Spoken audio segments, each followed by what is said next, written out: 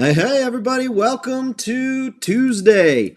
It is November 8th, 2022, Election Day. Hopefully, everybody is participating here in America and Arizona, here in America, participating in your constitutional right. And one of the things that makes just freedom so amazing that we get to actually elect our leaders, we get to actually have a say. We're super grateful to have you here with us today. My name is Dave, and this is Steve Edwards. Every week we get together to talk about mules and donkeys. This week is no exception. We've got a lot of great questions that have come in over the course of the past week.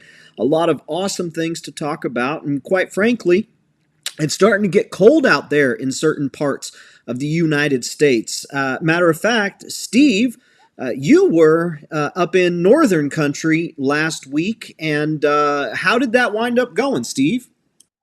Well, I was up there with my nephew and his two kids. They're in their 20s, and it's the first deer hunt they've gone on. We come back, we call it tag soup because that's all we got to have was tags, which you put on the animals once you've harvested them.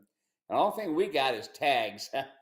We had a good time, though. We ate good. We sat around the campfire and we drank some come along coffee and got a chance to see everything. But one morning we woke up and it was 12 degrees. Yep, we know it because the pump in the trailer wasn't pumping any water out. Oh, yeah, it's cold.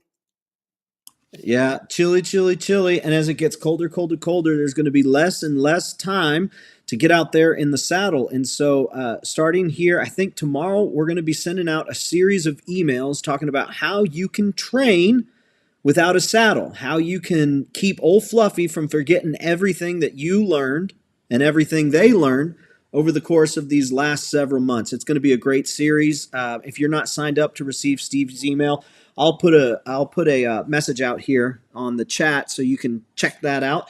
But yeah, a lot of awesome things to talk about today. We're just going to get right into it. Steve, I got a message that came in from Donna.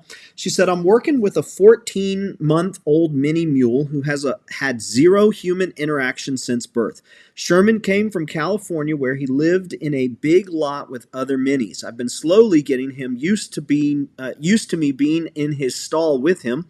He's finally starting to relax with me in his stall. I've been able to rub his muzzle and lower parts of his forehead, but not able to touch any other part of this little guy. Sherman recognizes my voice. When I hold a treat, he'll come to my hand and retrieve it. Any suggestions you have are most welcome. I've imprinted many horses, retrained, rescued TB from racetracks, but plus over 40 years in the saddle. But this little guy has me stumped. Thank you, Donna. Okay, so TB is thoroughbred. Okay, so thoroughbred horses from the track. Now, Donna and everybody got to remember this. You don't have to physically touch them. Matter of fact, many of you heard me say time and time again, stay away from petting on the nose. Pet only in the shoulder, the neutral zone. Now, I know you're saying I can't get to them, okay? But I've also can tell you many people have been struck with the front feet of the mule, including my head right here. You see that big scar? Yeah, right there. That's it. That big scar right there. That one right there is from a front paw. Does it happen? Yeah. And by the way, this mule was one that I had trained. It had gone to the world championships. It was out of a foxtrotter, nice mule, but just I come around to the muzzle and I was kind of trimming things up, getting ready for a show, and whack. That can happen. Okay, so let's go back. You don't have to physically touch them with your hand. Use a lunge whip and go down on the ground first. Move it all around on the ground. Nice and quiet. When the mule, listen, when the mules are relaxed, they drop their head, get their nose on the vertical, ears get quiet. The left ear, if you're on the left side, the near side, will be pointing towards you, and they're relaxed. Try not to say, I'm going to do it for 15 minutes or an hour and a half. Always when the mule is relaxed. Let's go back. So the nice thing about a long lunge whip in a small corral, I can reach out with that lunge whip and I can touch the hip, the legs, the feet, and all. And don't make a big deal of it. If the mule kicks at you, eh, go back again. If the mule takes off running, eh. As they're running, put your whip out there. Touch them on their back as they're going. Have a nice small pin that's got a small mule. So a 20 by 20 pin would be good. And you can reach out and touch them with that. Okay. Now, treats are okay if as long as they're giving like this, and only to build a foundation of they're going to get something for being in your space, for coming to you. So you take the treat, you put it toward their chest, they step back out of your way, and they get a bite. Okay? Now, you'll see it all the time. People got big bags of grain on the side, and they're giving them grain every time they do good. And pretty soon, that mule, that donkey, even horses, start mauling the people. Look, this is clicker training is great on dogs. It has a couple places here and there with the mules, but you can't clicker train a mule to quit running when they got flight and fright kicked in and they're heading toward the Grand Canyon. No, clicker training is good for teaching cues. I mean, it's got their places, but it's no good for the overall. So let's go back. Does that make sense to you? You touch them with the lunge whip, and away you go. Awesome. Very good. Thank you for that question. Next question that we've got. This one come in. Let's see here. This one comes from Todd. Todd says, my Molly mule keeps putting her tongue over the twisted snaffle bit that I've been using. How do I correct that? Yeah, I spoke to Todd yesterday.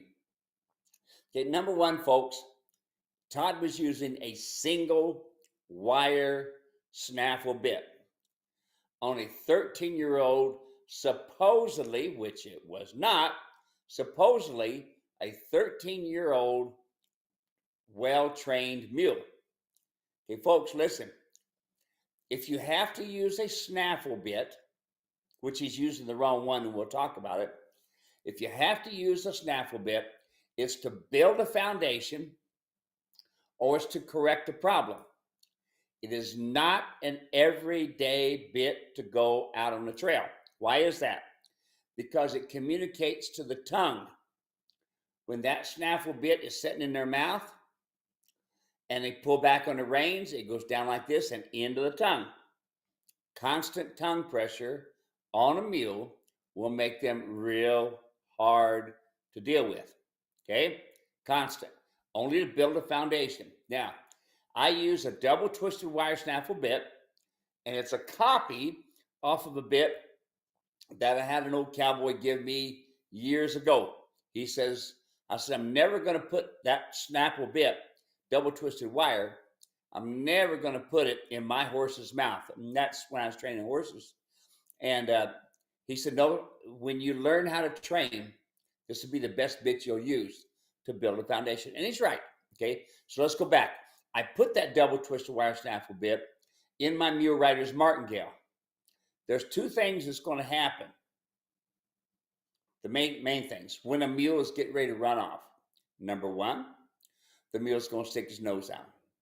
Now he's got the bit. Number two, he's going to elevate his head. Those two things happen. He tightens all 5 major neck muscles, stiffens things up, and you're not going to stop him. You're better off trying to stop a freight train with it. Okay? Then people take him around in circles. Don't do that. Try to do that at the Grand Canyon, one of those so-called stops. Yeah, where you disengage hindquarters. Don't do that with a mule. You disengage shoulders. That's what you do. So let's go back. With the martingale, it's set up. I don't want to go into all the explanation of it, but so that it's set up so that if he does stick his nose out, does stick his head up, the martingale sets everything into place. Now let's go back. First thing I said to him was, after he told me what was going on, he said his mule took off running because he saw a cow and he couldn't hardly stop him. But he kept telling me this is a well-trained mule. I said, if he's a well-trained mule, why couldn't you stop him? Okay, I guaranteed it's not a perfect scenario, even with a well-trained mule, that flight and fright sticks in.